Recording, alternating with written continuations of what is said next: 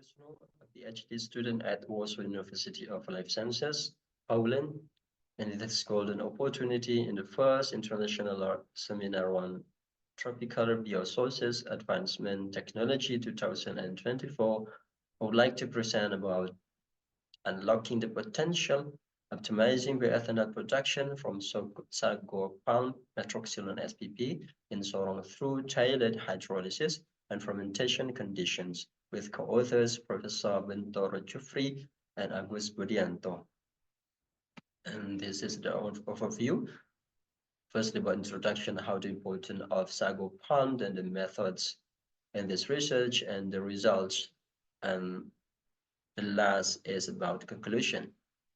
And the first about introduction, the productivity of dry sago starch per hectare per year is approximately 20 to 40 tons.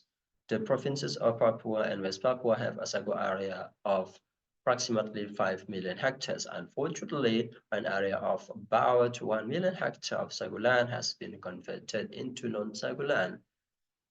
The amount of sago starch in Papua is estimated to be around 6 million tons per year. One of the processed sago starch in the form of bioethanol has a higher value than the sago starch that is not processed.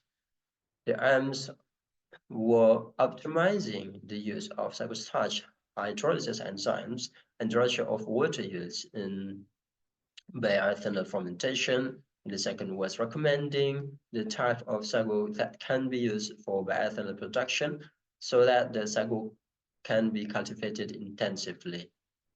Methods. This research was conducted at Agricultural Post-Harvest Research and Development Center located in Bogor, Indonesia, and the time was from February to May 2015. The experimental design, trial design using complete randomized design. The design used a single factor experiment with a combination of 3 treatments consisting of water, α-amylase enzyme, and glucoamylase enzyme with different concentrations. Dry sago starch 25 grams, and the experiment was carried out with 2 repetitions with observation at 24, 48, 72, and 96 hours. Data analysis. Data obtained and tested with F-test using the SAS software application. The results shown were markedly different, followed by the MRT with a real level of 5%. And the results, firstly about pH, we can see that pH before fermentation and after fermentation. Before, the values of pH before fermentation were significantly different, as well as fermentation after 48 hours, while fermentation 24 hours, 72 hours, and 96 hours, the values were not significantly different.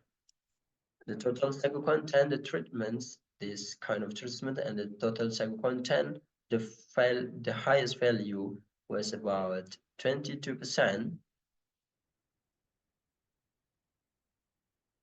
Then the ethanol levels fermentation after 24 hours, 48 hours, 72 hours, and fermentation 96 hours were significantly different.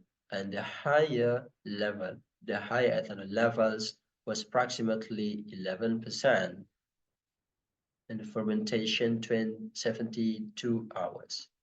This kind of graphics, we can see the time of fermentation in hours here at 72 fermentation was ethanol level optimum. And conclusion, bioethanol made from optimum sago starch in 72-hour fermentation with a ratio treatments of sago starch and water 1 to 5 kilogram per liter.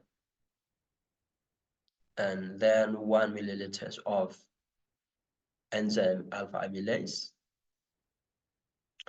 per kilogram of sago starch and 1.2 milliliter of glucoamylase enzyme.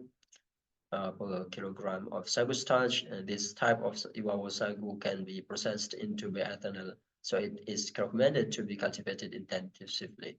And suggestions: further research needs to be done to find out the yield of sago starch processed into bioethanol. This is as data for the development of sago bioethanol production. Thank you very much for your attention.